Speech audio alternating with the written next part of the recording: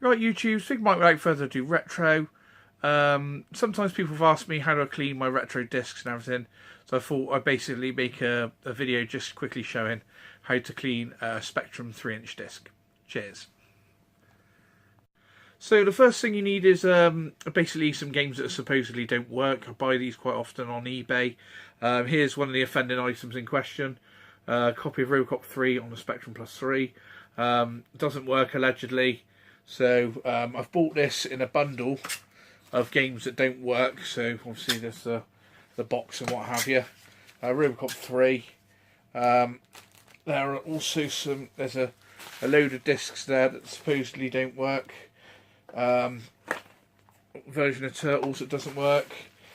And a volume of live ammo as well that doesn't work as well. So what we're going to do is I'm going to show you how to clean the discs and hopefully they'll work. Like I say, with doing this, I'd say I have about 90 to 95% success rate with this.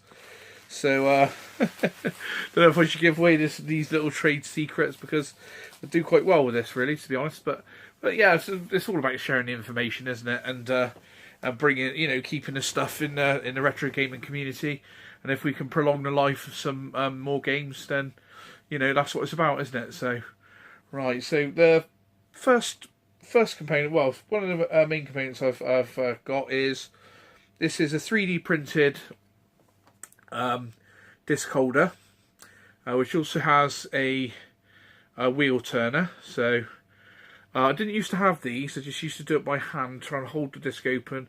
I used to have a scalpel, and I used to try and turn a disc with a scalpel, which is quite awkward, to be honest. This thing's a new item. It's almost like a product review as well, this, isn't it? So the second thing we have is some anti-static record cleaner. Any anti-static record cleaner will do. So just have that there.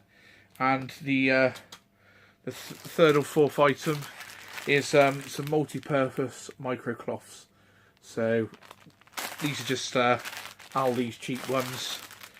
Any do really. They're all pretty good. So these are cheap enough. So what we do, or what I do, is to get this, and then I like to basically cover a certain area. So basically spray an area, because what you got to do is double this up over the disc. So what happens now is we have that's sort of nice and moist with cleaner. So what happens now is, is basically get this. This is really cool. So if you can see on there, it says insert disc. So when you insert the disc here, I think it's really cool. So when you do this, it holds the disc open, and then you put the turning wheel. This fits the actual centerpiece of the disc. So, and you twist that, and that basically moves the disc around. And now what you do is you get the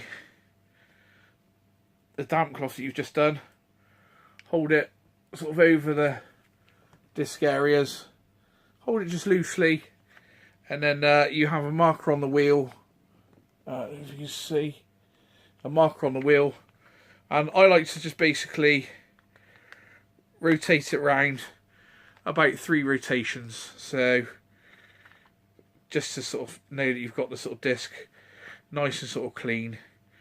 So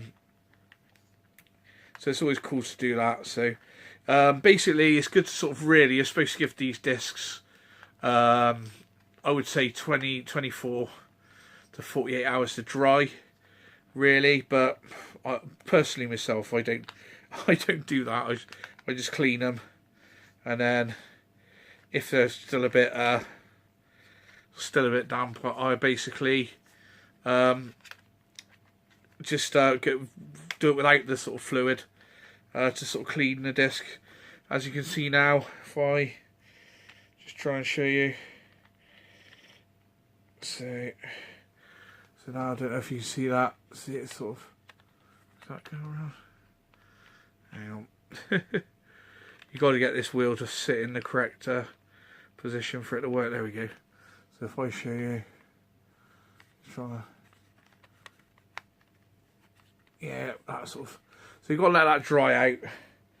So I'll just continue cleaning some other discs. So once that's done, just basically pull that and slide it the opposite way. So push it up slightly, and slide it the opposite way. And when you take it out, that's that disc done. So that disc is cleaned now. Now sometimes on these discs, you may want to give them a few cleans, because I found with one game I cleaned it, Rick Dangerous, and I honestly cleaned it about 8 or 9 times. You know, you clean it, give it a few days, or give it a day, try it, doesn't work, give it a couple of days, try it again, doesn't work. Sometimes you might need to put the discs in a couple of times, and then eventually they'll start working.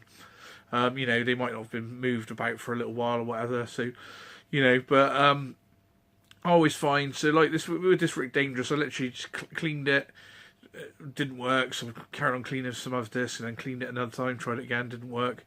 Because about the 8th time, and I was about to throw it in the bin, and I thought, I'll give it one more clean, and see if it works. So, cleaned it again, and it worked, and it's worked ever since. So, some of these may require quite a few cleans. But like I say, I've probably, out of doing this, I've probably done 20-30 discs, and probably only sort of 4 or 5 of them haven't worked fully.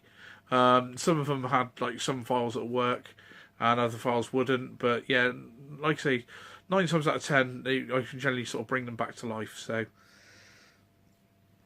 right, I'm going to continue cleaning discs, and hopefully that sort of enlightens it for a few of you. So like, comment, share, and subscribe. I'll see you in the next one. Cheers.